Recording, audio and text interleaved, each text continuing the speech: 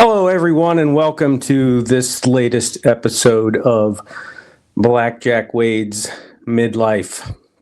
Welcome back. It's been a while. I think the last episode I did was a short one regarding what's wrong with or what happened to LinkedIn. This one is going to be centered around this entire podcast series. Let me back up for a second. Is about the trials and tribulations, the stresses we feel throughout all the different areas of our life. For me in particular, this quote unquote empty nest phase that we're starting into, although our youngest is still at school and college and still at home during the summer and winter breaks. But there's long periods of time where she's obviously away at school and it's just the wife and I. So we're adjusting to that. One of the pressures in life always is, your friend group, your community, your job, of course. We'll come back to that here in a second. You got financial pressures. You've got, obviously relationships are relationships. So there's always challenges to be had there. But hopefully those all end well. And one of the areas for me since I started this podcast has been in the professional realm. Just haven't really kind of found my way since I left Sonus in 2019. That was voluntary leave. Went into the 3-year stint that I had with Calix, which was moderately successful, but really just haven't found my, been able to spread my wings and been able to do. Oh, by the way, hope everyone's liking the new set if you're watching this on YouTube. Just changed things around here. Got different computer stands and different lighting. And obviously backing up here to our 2-channel analog turntable setup that we've got. So I digress. So back to where I'm at professionally. I'm at a company right now, and I'll just be straight. I'm way overqualified for the role that I'm in, but I needed to get something. I needed to get back in the game, if you will. It wasn't the ideal scenario from my perspective on joining back into corporate America, but you get what you get, and you do what you have to do. And so that's what I did. I joined this company, and we do test and measure manufacturing equipment. Let me say that again. We manufacture, test, and measure equipment for fiber optic technologies. Whether, anytime you see that orange cable going in the ground or being hung along electrical wires, that's fiber optic cable. And the cable needs to be tested to ensure that the signal's proper, etc. That's about as difficult or as technology-wise as you need to get to understand what that segment of the telecom industry is.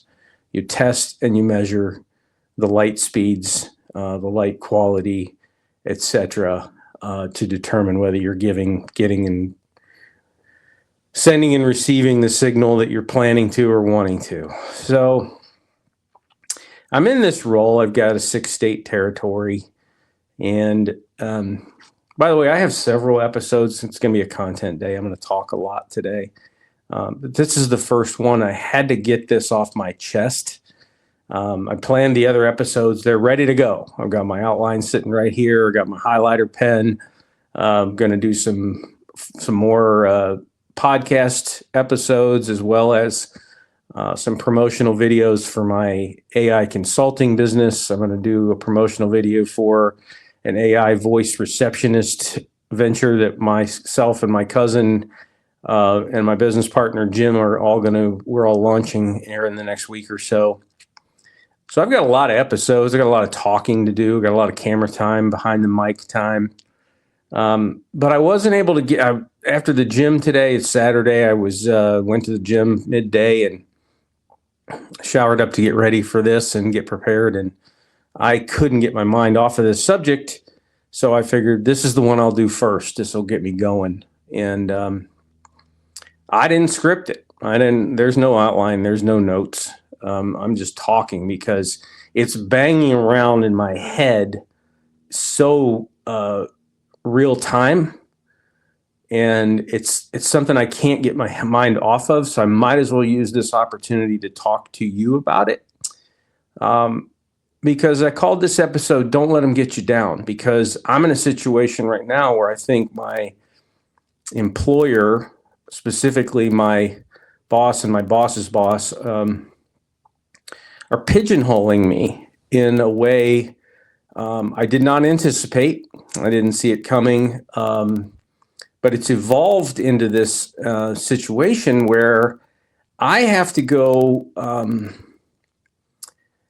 back in my mindset and remind myself what got me here career-wise, what got me to this point. I don't like doing that. I don't like, patting myself on the back or reflecting upon all my achievements. I really don't like it. It's not in my nature to be that way. But what I've learned is in life, there are certain times we have to. Because if you don't advocate for yourself, no one else is going to. And it occurred to me that although I discussed a lot of my achievements, career achievements, skins on the wall, so to speak, or antlers on the wall, however you want to say it, I talked about those things in my interview cycle. But that was a long time ago for my boss and my boss's boss to remember. In fact, I could pretty much guarantee you they don't. I use not just a resume, but I also have what I call a supporting document for my resume when I'm interviewing. That's really more of a list of major achievements. Some of those are reflected on the resume itself, but some of them are sort of just resume support. Let's just call it that. So I went back and looked at what I have accomplished and thought to myself, these guys don't know that. And it's not their fault that they don't remember it, but I'm going to have to remind them. And the way I have to do it, they're forcing me into a situation where I have to role play. And when this hit my radar, that I was going to have to pretend in a role play scenario as though I were a sales guy calling on a small internet service provider in Southwest Texas. They actually picked a company that does exist, but they're going to pretend that they are employees there of that company. And my job is to assess their requirements and match it with our products that would need to be, that they would need to buy in order to do the type of testing that they require. That's really the extent of it. And as a side note, from a technology perspective, this stuff's been around for a long time. It's nothing new, but we as a company act like it's a magic trick. We act like Elon Musk might be thinking about it someday, as though it's so advanced and so complex, and it's really not. And the fact that I have to pretend that it is driving me nuts. But more so, it's the challenge of going into a role play scenario, which quite honestly may have value to new people, new to sales, new recent college grads that are getting into a sales environment that don't know. But I'm the opposite. I'm 54 years old. I've got hundreds of millions of dollars of sales in my history, and I have to do something in this situation. I don't want to do it, but I have to do it, and it's going to be a master class for them in how sales is done. I'm not going to let them pigeonhole me into we're doing this type of testing at this type of speeds and these nanometer wavelengths, etc. And what products could you offer us to do that testing? That is not how this sales call is going to go. But they don't know that. I'm going to flip the script on them from the very get-go of the call, and I'm going to behave and act and sell the way that I've always sold. And the way that I've always sold, I'm very fortunate to have had wonderful sales leaders throughout my career, many different ones, different styles, different ways of educating and bringing their sales team up to speed. So I'm sort of a melting pot of all of these wonderful lessons and experiences that I've had with these various sales leaders. And I kind of developed this process or this way of selling. It wasn't really an intentional thing that I did. I didn't intentionally decide to be different in this way. It just evolved into that's how I do business. And the way that I do business is I address each situation as a partnership and finding a win-win situation. In this particular scenario, they're going to expect me the win to be, quote unquote, the win to be that I know which product the customer needs. And that would make it, passing the test, if you will. But I'm going to go at it the way I always do, which is asking about their business problems, asking about what's their fiscal year. Are they on a fiscal or are they on a calendar? What's their budgeting cycle like?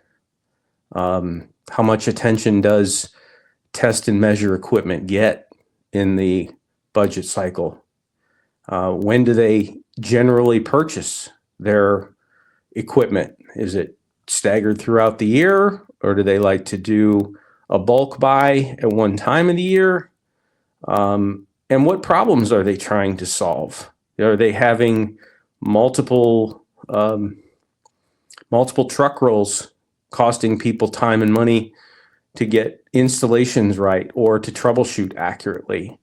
And why do they need a partner for that? And the answer is they need a trusted advisor that knows the business of fiber optics, where the trends in the industry are going, what other tier 3 service providers are challenged with, that they probably are too. Tier 3 service providers in rural markets have a lot more similarities than they do differences. So we can talk about the things we've seen throughout. And I've got a couple of things that I'm going to do that are almost cheeky, but they're truth bombs that I'm going to use in the course of the call. And the first one's going to be, listen, when fiber optics was first becoming prevalent in the United States as a deployment for communication, the Sony Walkman was new. Jimmy Carter was president. The Apple, I think it's a 3600. I don't remember. Oh, no, it was the Atari 36. The original Atari game system had just been introduced. What's my point in saying all that? Well, my point in saying all that is there is not a lot going on that hasn't been going on for decades. So vendors like my company tend to leapfrog each other when it comes to features or speeds and feeds, we like to say in telecom. But those are fleeting moments, because one vendor leapfrogs and gets to a particular technology or feature or speed, and then the other leapfrogs and goes past them. And so it gives the illusion for a very short period of time that there's a differentiator in the type of equipment that we're talking about. And the reality is that is an emperor's new clothes situation. A lot of people, even inside of the company that I currently work for, run around and say things like, our competitor can't do that. And anytime I hear that, anytime I hear those words, our competitor can't do it, I think to myself, that's probably not true. It's probably only that your competitor does it differently, but they still get there. It would be like saying, I don't know how many access tunnels there are to New York City, and you say, do you use the Lincoln Tunnel to your competitor? And they say, we don't use the Lincoln Tunnel. And there it is. Our competitor can't use the Lincoln Tunnel. No, that's not what we're saying. We're saying that they can still get to Manhattan. They can still get there. They just go a different way. So I'm not even sure if the Lincoln Tunnel is. I think I could be wrong on that. So don't get me cornered on that little factoid. I didn't Google that one before I started here. But the point is, we all do the same thing. It's a commodity market. That's the first truth bomb I'm going to throw out on this call is, guys, commodity market for test and measure that's the fact. Test and measure marketplace, the space around fiber optic test and measure is a commodity market. Everyone can do or get to the same result that everyone else can. So that's going to put them in a situation where they have to think to themselves, I'm going to further the questions, but the reality is they've got to say to themselves, ooh, well, then why am I going to pick one vendor over the other if they can all do the same thing? And the answer is a strategic partner, a trusted advisor that knows how to fix your problems, and someone you like and trust. That's what we're talking about. My truth bomb number 2, I'm going to share screen because this meeting will be happening virtually. I'm going to share screen and do a couple of quick Google searches for handheld fiber optic test and measure equipment. And I will find some on Amazon, on eBay, and other sources that range from $20, $40 to maybe $150. Our equipment costs thousands of dollars. So I'm going to have to say, listen, guys, you want cheap here?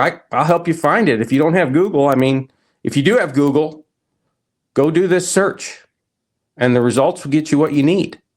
And you can handle this with a credit card, and you don't need a trusted advisor. You don't need a strategic partner. You can buy the cheap equipment. It might break. It might work just okay for a little while. May not work at all. It might be DOA. But you've only spent $40, so who cares? The reality is our equipment, along with the other 3 competitors, I'll call it 3. There's really just 2 of us, but I'll call it 3 competitors. Let's call it two A teamers and 2 B teamers is really the entire market when it comes to fiber optic test and measure manufacturing. The other stuff that you can buy on eBay or on Amazon is coming from overseas, and it's got a name on it you've never heard before. But the real companies that have been built around this, there's 4 of them, and we're one of the 4. So I have to share that with them, and I have to say, listen, guys, it's a commodity. So your decision really is which vendor to pick. And which vendor to pick is a completely different discussion. It's a business level discussion. What are the metrics that you get measured by in your job? I'll pick an example. I said truck rolls earlier. Everybody has an idea in their mind of what a cost of a truck roll is. That means a technician has to go out there. Somebody who owns a company vehicle, generally labeled as such, with a pickup truck most of the time, or a van that has a bunch of equipment in it that they can use to troubleshoot, test the fiber, either in the ground or in the air or in a hut or wherever. That value of that person going out there. And there's 2 factors to it, right? So generally, if there's a problem, that means one or more of your customers are being impacted. So their internet's down, right? We hear that all the time. My internet's down. Most of the time that problem call comes in, it's something to do with the Wi-Fi inside the home. But there are occasions when it had something to do with the fiber itself was disrupted, or some of the connectivity equipment failed, or a John Deere tractor ran over or cut through something, whatever. And these are massive problems. They all end up being the same thing. You got an outage. You got an internet outage. You got to go find where it is and you got to fix it. Well, truck rolls have sometimes a value that a CFO tracks. So he or she tracks how many truck rolls it took to get either a troubleshooting exercise, get that back in service, or it could be troubleshooting a new customer where the installation didn't go proper, or the customer's not getting what the speeds that they signed up for, or they're having intermittent connectivity issues. It could be anything. But you got to send somebody out, a technician out there, to go get figure out what's going on. And they value that. They have a value to it. Is it $150? Is it $250? Is it $400?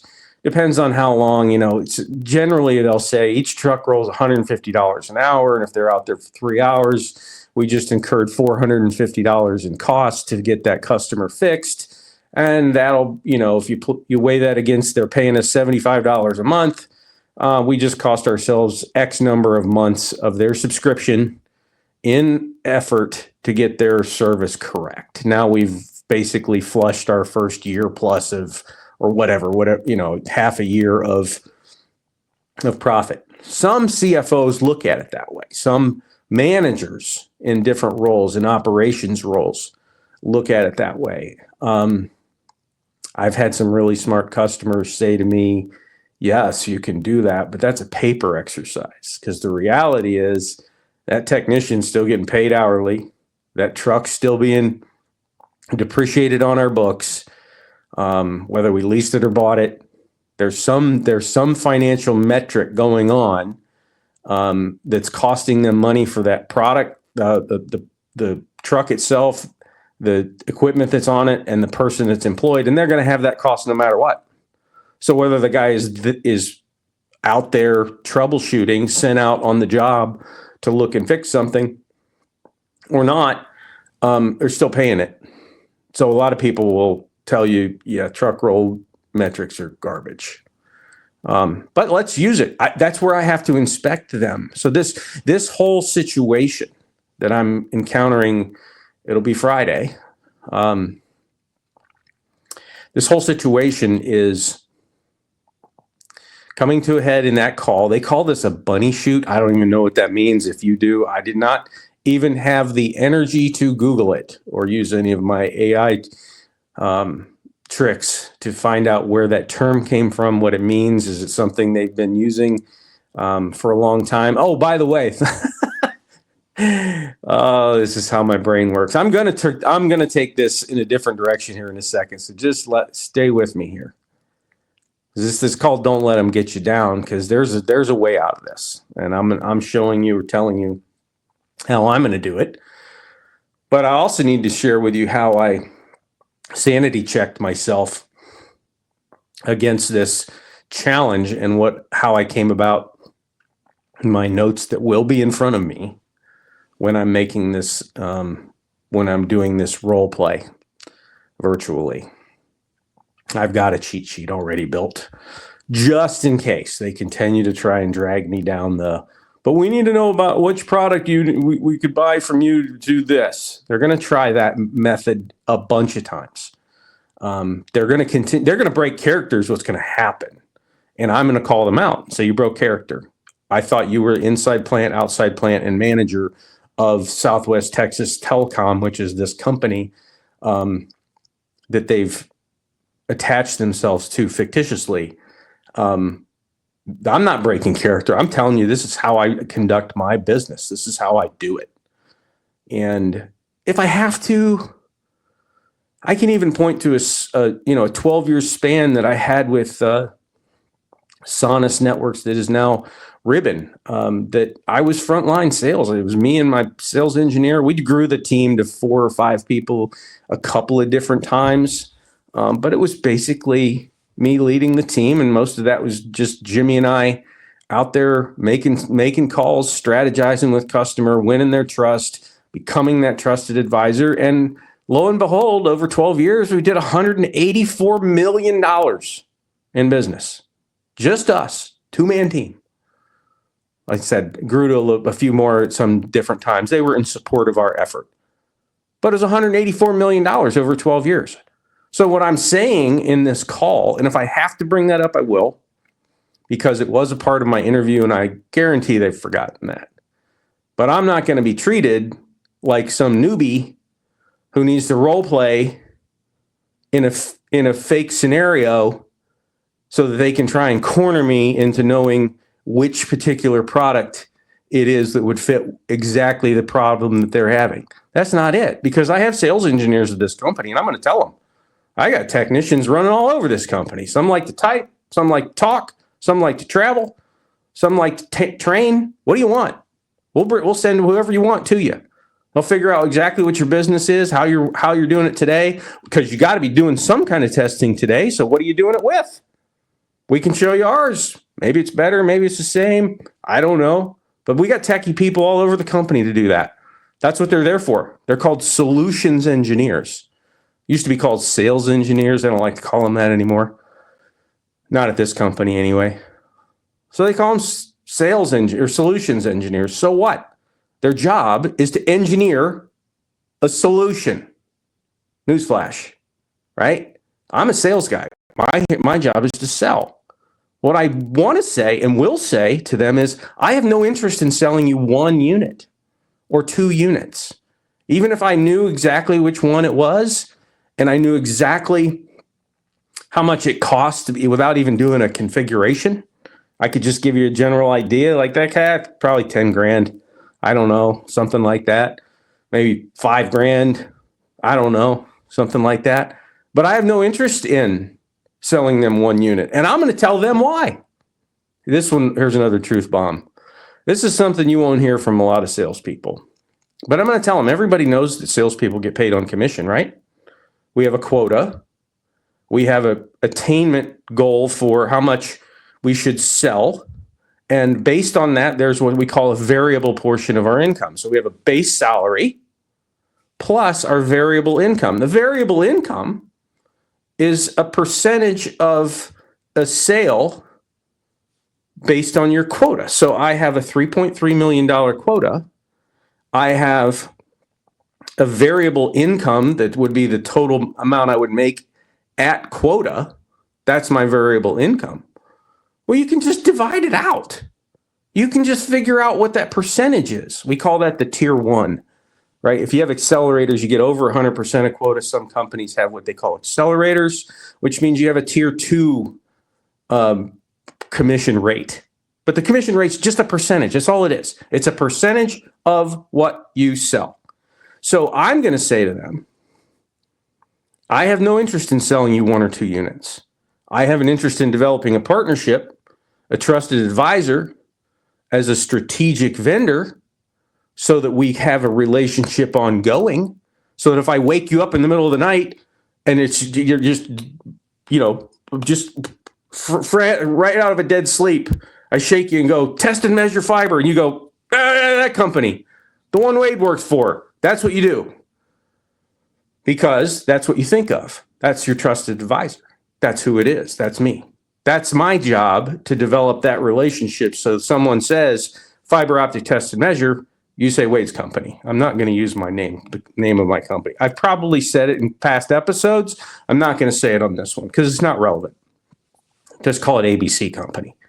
But you think ABC Company, that's what you think. In the middle of the night, just woken out of a dead sleep, test and measure fiber, ABC Company. Well, that's what I need. That's what I want you to do. Because if I just sell you 1 or 2 units, I'm going to tell them this one. Here it goes. They're going to love this. They're not. If it comes to it, I get worked up. I'm a little worked up, you can tell. I'm going to be worked up throughout this week. Why am I worked up? Because I'm insulted. I'm kind of embarrassed. I'm embarrassed for them. When they told me, I glanced past this. I was going to say it just a few minutes ago. When they told me about this bunny shoot, they said, well, this company's been doing this for 25 years. Now, here's how my brain works, folks. When I hear that, their intention of saying that, what they mean when they say that, or they want me to think when they say that, is, oh, well, that means it's tried and true. That means, oh, shoot, been doing something that's dyed in the wool. That's a locked-in methodology.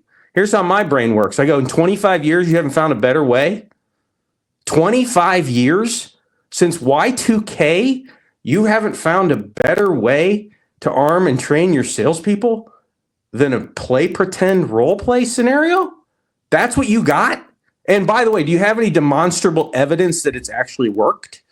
Do you have like before and after metrics, before bunny shoot numbers for any given person, and after bunny shoot numbers for that same person? And do you have a trend that shows that it's been successful across different types of salespeople?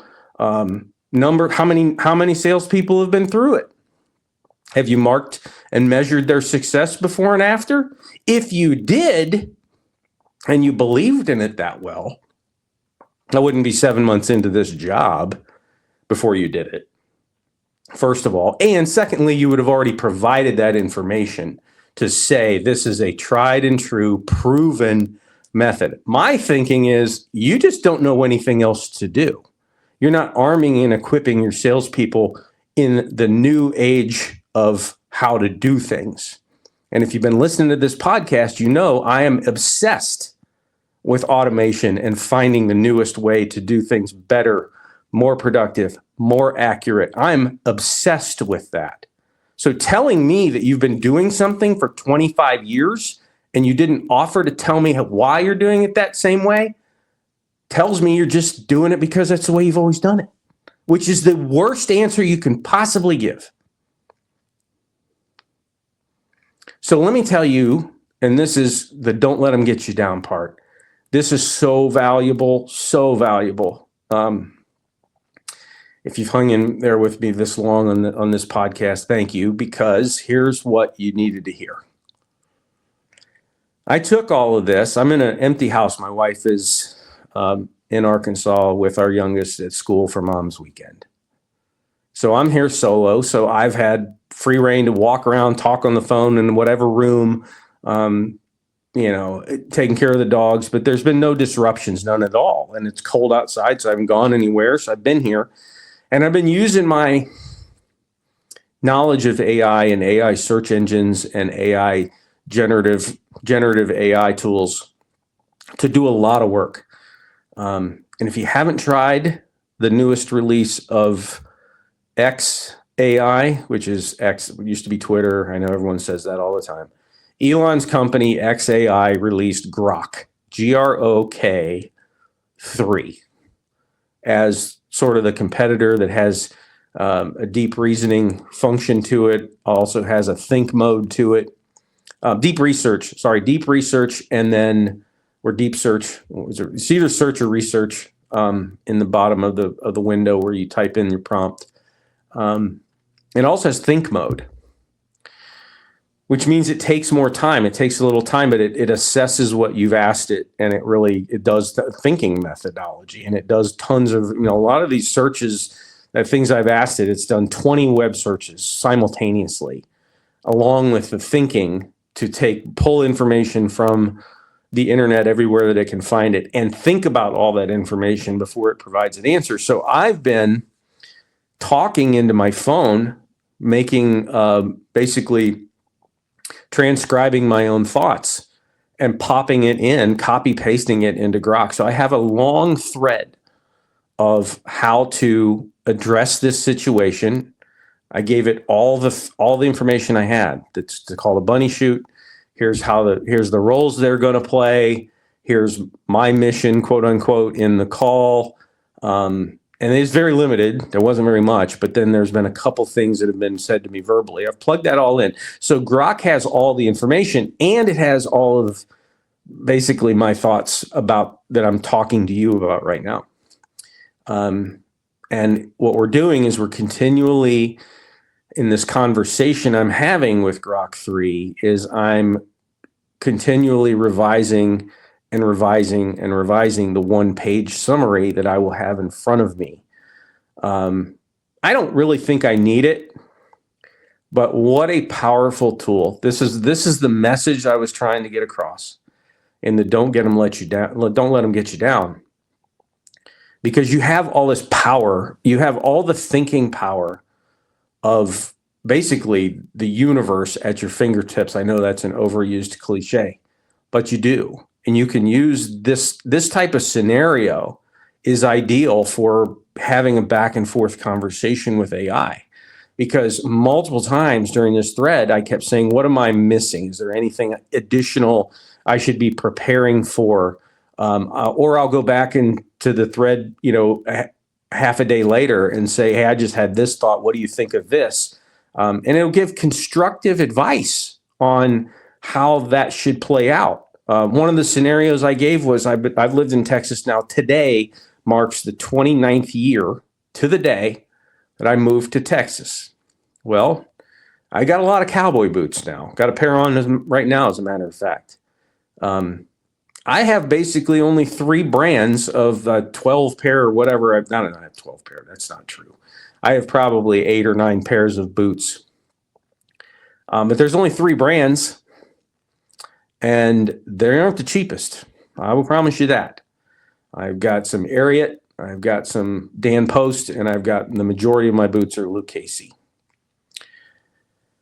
And if you know anything about Lucchese, they're handmade, super high quality. Most of mine are exotic skins. I don't go for cheap. I did it just for fun. Over breakfast this morning, I did some Googling. I could buy a $22 pair of cowboy boots online. $22. This new, I don't know if it's new, but it's new to me. This Temu, T-E-M-U site has all kinds of things at like cheap penny prices. But there's a $22 pair of cowboy boots. So if I just wanted a pair of cowboy boots and I didn't care about anything quality wise or the reputation of the manufacturer or anything like that, or even what they look like. I mean, who knows what they actually look like if I were to buy them. I'm not going to buy them, but if I were to buy them, they're going to be made out of plastic. They're going to be, how much margin can there be in a $22 pair of cowboy boots? It's the same thing with test and measure. So I'm going to use that analogy because you might say, well, boots are boots are boots are boots. Okay, well, test and measure equipment is test and measure equipment is test and measure equipment. If you want a cheap one, here you go. I found one for you. I did some Google searches. I found a $20 power meter you can buy on Amazon. A name you've never heard of, but you can buy it. And it might actually do the work that you need it to do. So why are you talking to me? And the answer is you're trying to solve business problems. And that's come full circle in this conversation. I'm going to round this out, but I'm going to reinforce the most important point of this is I did this thinking. I've had this thinking. It's all in me. As I mentioned this, now we're 38 minutes into this podcast. I haven't looked at any notes because I didn't make any notes. This is it. This is just what I had to get off my chest because it was the only thing that was occupying my brain, except when I was preparing the other podcasts. And I knew I couldn't give them the full authority and the full energy that I want. The other subjects, I couldn't give them my full attention until I had this one off my plate, so to speak. So here's another, every time you think about AI, most people think, well, you just ask it a question, it gives you an answer, or it searches multiple sites and gives you an answer that you could get from multiple sites yourself. That's entry level, that's pre-kindergarten level use of AI. What I'm talking about in giving it a problem and iterating back and forth with more thoughts and more feedback, and you're continually evolving in this conversation to arrive at the end for what you need is incredibly valuable. And I'll give you another example. And preparing these other subjects for the podcast, they were subjects that I've done some research on, but it's mainly just observations. If you followed this show, you know that most of this is just whatever's the thing that my brain is fixed on for the week or whatever it is leading up to the podcast recording.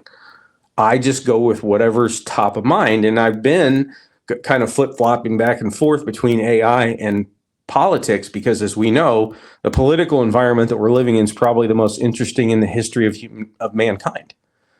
Certainly the most interesting in the United States history. All the changes that have been made and leading up to and subsequent to the most recent election, President Trump's election, and the changes he's made and the people he's put in place and the changes that they're making. It is a tremendous time to be alive. And I think simultaneous to that, we've got the AI evolution that's going at light speed as well, no pun intended. So those two subjects have been top of mind, but in preparing my other subjects that hopefully you'll hear on the next couple of episodes, I'm going to record at least one or two more today. I've been talking back and forth in voice mode with ChatGPT. I was using 3.0, I believe. I was using that version. Lots of choices right now within ChatGPT. Hopefully they bring that all together. Sam Altman says he's going to bring that all together. Having to choose between different AI models within ChatGPT is too messy. It doesn't need to be that way. So hopefully they get that fixed pretty soon. So if you're using ChatGPT, you're just using ChatGPT, whatever the latest version is, or whatever there should be a free version and a paid for version, and that's it. I have the paid for version. I still have 5 different options for which model I use. But I've been talking to it. It has voice mode. It talks back to you. So I get on these subjects and start talking and have this back and forth conversation with AI about a particular topic, and there's no reason to keep it secret. One of my topics is the proliferation lately of all of these legal sports betting sites. Very intriguing to me. So the preview is that's coming in either the next or the second following episode beyond this one, because I don't think we need any more vices readily available to us, if you know what I mean. We've certainly had alcohol for a long time. In certain areas of the country, prostitution is still available. You now have the legalization of what was not that long ago a controlled substance in marijuana, now legalized. And all these vices are just like right there and available, and they're not even, in the dark corners of anything. They're just there. And I don't think we needed another one in the form of sports gambling when you've got, big brands like, DraftKings and ESPN Bet and all those things. I mean, who's winning money? I'll save the whole rant for later, but the reality is a lot of people that can't afford to be losing money are now losing money beyond what they were currently, struggling to get by with. Now they're losing it on betting $50 on the Jets or whatever.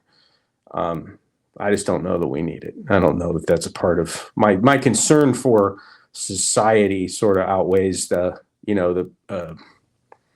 that's really the source of my concern is, in general, overall, is this a good thing or a bad thing? And I think it'd be pretty easy to determine it's not a good thing. So use AI, folks. Use it for thinking, use it for architecting. I was having that conversation back and forth with ChatGPT. Probably talked back and forth to the AI for about 10 minutes on the subject of gambling. And it gathered a ton of information off the web for me. And, statistics on who's doing the most betting, what type, what income brackets are doing the most type of betting, how they're, what it's resulting in. But after I had this conversation, a real live conversation with an AI, I said at the end of the conversation, I'm going to do a podcast episode on this subject, outline everything that we've just talked about, and put it on a 1 or 2 page summary that I can print off to have the key components of this conversation that we just had. That's pretty cool. If you think about it, I had the subject in my head. I could have done a whole bunch of manual research on my own, but I decided not just to use AI, but use the AI voice mode to have a conversation back and forth on a subject that it could then summarize and, pull all the key components together, summarize, and format in a way that I can now use as my talking points for a podcast. It's super cool. So don't let them get you down, folks. If you encounter these situations, use these AI engines, whether it be Grok or ChatGPT or Claude or any of the others. Use them in this manner. Use them to solve your problems. Use them to have conversations about subjects you may just want to learn about. It doesn't have to be anything, just anything that you wanted to hear someone talk about and someone in an educated manner talk about, just ask it. But have a conversation, not just like you ask Google a question and it returns a bunch of websites for you to go get more data on that subject. No. I'm talking about asking specific questions on a subject back and forth like you would converse with an expert in whatever area you were after. So that's it for this episode, folks. Thanks for hanging in there. Host@BlackjackWade is my email. Host, HOST, @blackjackwade.com is the email. Send me your thoughts. Send me your suggestions on topics for the podcast. And we'll see you next time. This is Blackjack Wade signing off.